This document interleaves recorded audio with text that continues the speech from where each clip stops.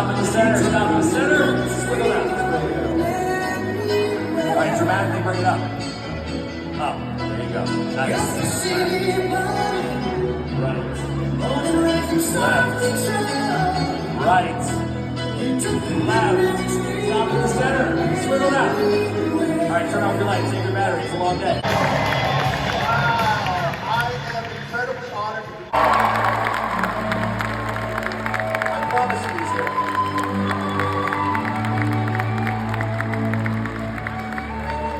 Let's hear something. There he is. There. Hello, sir. How are you? Thanks, Doc. You know where are we? Let's bring out Liv Tyler.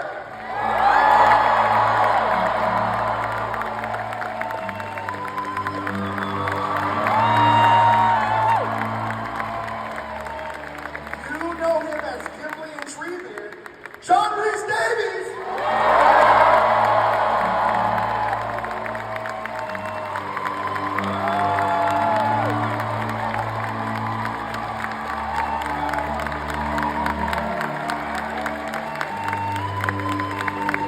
We got a surprise for you guys. I want to bring out Samwise.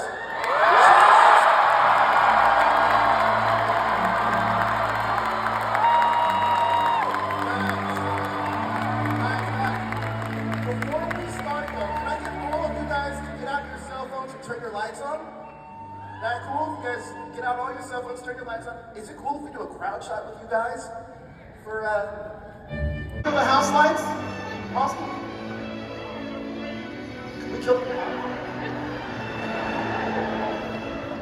Can we get the top headlights off? Top headlights off?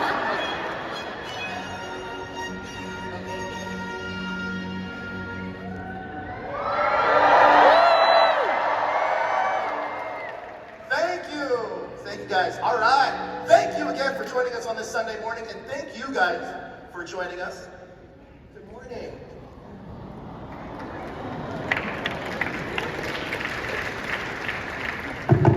Look, Mr. One, that's my problem, is it? Let's Just had to give him a hug to warm him up, otherwise he's going to be mean to me. let's take everyone back on a journey to Middle Earth, and we're going to start with you, Orlando, because Peter Jackson, you said Peter Jackson gave you your first big break as Legolas. What do you remember the most about stepping into that role, into those boots for the very first time? What do I remember most? A feeling of excitement. I mean, I was 20, right? So like, I think I turned 21 in New Zealand. So a sense of, you know, this, because it was my first movie experience. I was like just an open, you know, open vessel, if you like, ready to kind of go on a journey in it. So that sort of anticipation, that excitement, that sense of possibility, that feeling of like your whole life is beginning and you're beginning this remarkable journey. I mean, that's, if you could bottle that feeling and give it to you all, I would, because it's truly something that maybe you've all had in your own way as well. But like, it's like maybe you could relate it to about to go on, it's the night before Christmas, or, you know, and you're about to go on a holiday of a lifetime, or it's something like similar to that. But we couldn't have known. I think we also, none of us could have known what we were really stepping into. I don't think, you know, I don't think any of us knew what we were stepping into. Liv, Arwen is such a unique blend of strength, grace, and quiet power. What drew you to the character when you first read the script? Well, just the whole experience again. We were all so excited and so terrified just to be a part of the whole world. It was more just getting to enter into the vastness of the material. I felt so much responsibility, and I still do. I get nervous when I even have to talk about it because there's just so much that we had to learn. And Arwen is a beautiful character, and it was a little bit mysterious because there's not as much of her. So we were sort of figuring out how to interpret her into the films and create her story, which took a few different turns over the years. And I guess I'm still sort of in awe and inspired by her today. You know, we were so young, it was hard to fully understand everything that was happening to us. So even now I reflect upon it, and someone will say something to me and I'll go, oh yeah, wow. And it's still inspiring to me, so incredible character. What I found was interesting is the way that you said that you felt a sense of terror, and yet there was none evident. I mean, that wonderful, fierce character that she plays, you know, so lyrical, so beautiful, so assured in a way. You would never imagine that it was a young actress who was Scared to ride a horse. Very scared to ride a horse. No, but we didn't see it. Did you see it? No, but to be fair, it wasn't like they were helping her out in the field, whatever. They put this big giant horse inside of a small building with equipment all around it. They're like, sit there, you'll be fine. So if you weren't scared, it's like you're not paying attention. What was that great blooper reel? I had so many Have you got different the blooper versions reel? of God. horse riding. I actually Just sitting was on the- never on the horse. Like when Right. you see me on the whole scene of her where the ring rates or that whole situation, I'm never actually the person riding. It was the stunt person. But I had a million different versions over the course of the full 3 years or year and a half, 2.5, 3.5 years, where one time I was on the back of a golf cart, dead horse skin, like, and I had to go like this with one of the grips kicking it, and the technology sort of changed over time. Sometimes there was a mechanical Frodo, sometimes there was Kieran, who was 3'6". It was very interesting, that whole thing. We all had that. Yes. We all had stunt doubles. We all had what they referred to, Kieran and BK and Fawn. They were referred to as scale doubles. We all had insert things. We had photo double. Yeah, I remember, the first thing I remember about Orlando relative to the character was his eyes and his posture. And the first thing I remember about John, aside from asps that need injuries, you go first. They're digging in the wrong place, but that aside, I remember the first day in Lothlorien up on the trees, and they hadn't sorted out your costume properly, so they had this industrial size air conditioner up your skirt kind of a thing. And just thinking, wow, if he survives, that would be a miracle. But and when Liv first got there, we all had dinner at the White Fish, I think it was called. The spotted fish? Something White House. It's a White House. The White House. Yes, the other one. So I remember it had. Could not be filmed. To have a big prosthetic makeup on, be stuck there for 5 years, for a film that would never be released. That was my feeling. You as Denethor would have killed the project. No. Denethor would have given me 6 weeks in New Zealand, see the place, come back and continue with life.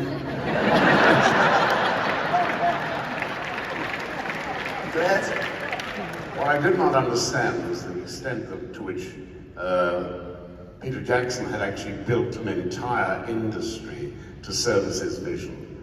And I was so convinced that this was nonsense. He'd done some small films that were very funny. Anyone can direct a 6-hander, given 6 or 8 weeks to do it. Anyone can do that. But when you've got, 21 principal characters, casts of thousands, hundreds of extras, you know, whenever we rolled into a town, there were at least 200 or 300 people that came with horses and canoes. And canoes! Do you know why he's saying it? Helicopter. In the training period, 6 weeks beforehand, they had us doing all manner of things that we ultimately didn't need in the movie. But these two had to share a canoe, and there's just this great footage of John going, And you know that the little pointy ears blame the dwarf. It was really a question of balance. There's no question. Like, you leaned too far to the right and fell in. It was like, and we all got wet.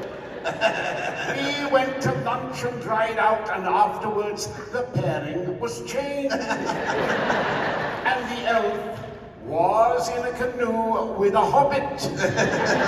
And guess what happened? The Hobbit sunk the boat. I don't know. Sean, when I woke up this morning, I did not know you were going to be on this panel, and I was manifesting it so hard. You have no idea. I manifested it well enough to actually write questions out for you just in case. So, Samwise is often called the heart of the Lord of the Rings. I can confirm that he is one of them. Yes? What does it mean to you to play such a loyal and humble hero? Well, I'm looking at the elves. We haven't really done, I think I might have done one or two of these panels, but this is the first one we've ever done together. And I just remember that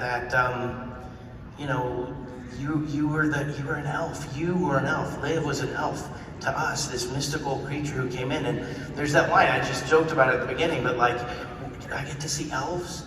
Like, really? I get to see the elves. They're otherworldly. And that's what Liv was. And there's a moment I think it's in Lothlorien, I can't remember, but where they're in this elf paradise, they've been healing and stuff. And Sam goes to Frodo and he says, Mr. Frodo, it's about time we get home now. And Frodo says, well, we're here and you get to see the elves. He says, oh, it was great to see the elves, but really we ought to get back home now. And that idea of home, of something that's worth protecting, something that's safe and natural and good, that I felt that in my bones. I love that. I love that. You are my favorite character. He's so articulate, isn't he? And in the game. How glad are all of you that Sean Astin is on this stage, guys? You're getting pearls right. So people say that Sam is Sam's the true hero, and that's not true. What Tolkien said in his letters was that Sam is the chief hero, but Frodo sacrifices his immortal soul. Tolkien's a big Catholic. Frodo's the Christ figure. And it's like, oh, Frodo wouldn't have got far without Sam. Well, he wouldn't have got far without any of them. So it really, there's enough hero to spread around, Oh, Sean, I love you, man. Liv, one of the most iconic lines in the series, and one of my lines in cinematic history is, I would rather share one lifetime with you than face all of the ages Of this world alone. What does that line mean to you all these years later? Oh my goodness.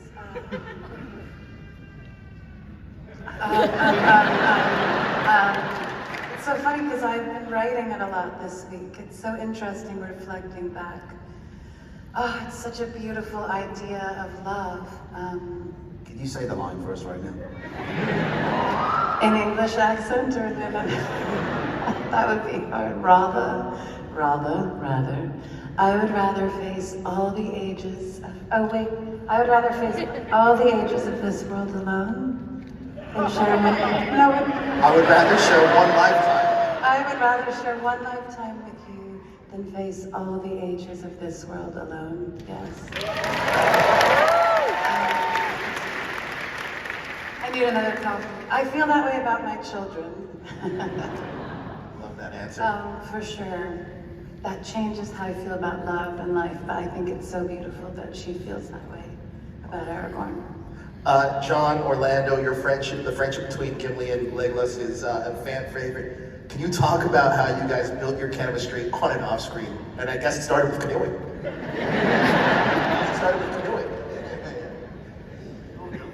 Me go. So I think, like, obviously, as a young actor, I'd seen John, Indiana Jones, all of that. It was sort of like, so I was a little bit awestruck to begin with. But I think that and I was learning a lot. I just was learning so much all the time about all of it, about how to perform, everything really, because I come from drama school training, but I really didn't know what I was doing when it came to. I had a whole set of. I created a world in a world and a backstory for the character. Obviously, I'd done all the stuff that you could possibly think of to prepare for the role, because as everyone felt the pressure. But when it came to this relationship, it was like, it was all sort of in the books, wasn't it? It was so beautifully articulated in the way that Tolkien wrote it. And I think John really leaned into being the responsibility of how to kind of create that sort of, that dynamic. And I was just sort of like, we had this one scene up a mountain and I really wanted to like pull my knife on him at one point. And he just like shut me down so hardcore. It was like, well, if you did this, I would do this.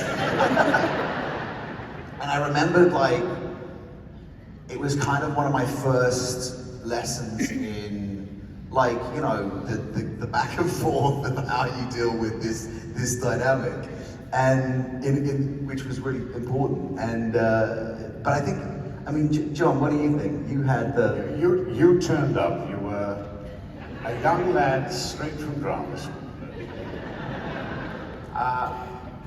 With dreams, with that wonderful ideas. assurance that young actors have, and that wonderful certainty, and it was a very strange dynamic, because of course the elf is a lot older than the dwarf, but in real life the dwarf was a lot older than but it was very interesting to watch. The one thing that you didn't have right at the beginning was that sense of the architecture of the whole piece yet. And that's why if you pulled your knife at that point, it wouldn't work. And to be fair, we were shooting 3 movies, sometimes a scene from the 3rd movie in the morning and a scene from the 1st movie at the end of the day. I mean, like, he was very strategic about how he shot the movie so that he knew how to get from different locations what he wanted. That's part of his duty. My sense of the architecture was looking at what clothes I was wearing. Like, it's dirty, it must be in the 3rd movie. Do you remember there was a time where Peter had a wall of monitors, like 20 different monitors, and I feel like they were like very old little TVs now, and that big old armchair, and he would be sitting with all these monitors, and we were all on different sets, and he was conducting this huge orchestra, and it was very tricky to know where we were at any time. That's right. The thing about how you spell it, but it's pronounced Whakapapa. and we were staying in this haunted castle place just at the foot of Mount Ruapehu, where we were filming Mount Doom. And we got in the van, as you do every morning, and most of the morning for Sam, it was going to be walking across the Shire and walking across Mount Doom and more walking, and Sam didn't get to talk that much, and I was like, oh, it's a walking day. And we get in, they hand us the script, and there's this speech, which I read and I knew, but I hadn't, I don't know, it was, and I'm looking at it, and I'm like, oh my God, these are the greatest words ever written. And I'm with Elijah, and so I start doing it with him in the van, back and forth, and it's so good. I want to do it again, and do it again, and do it again, in the van, and again, and again, and again. And finally, Elijah's like, I think you got it, dude. But it didn't matter. If you're in a play, you get to do, every night for a year or something like that. And we were going to get to do this once. And it was too good to only do once. So then we're getting the makeup thing, and I'm doing it again. And Elijah finally realized, like, okay, so he just did it.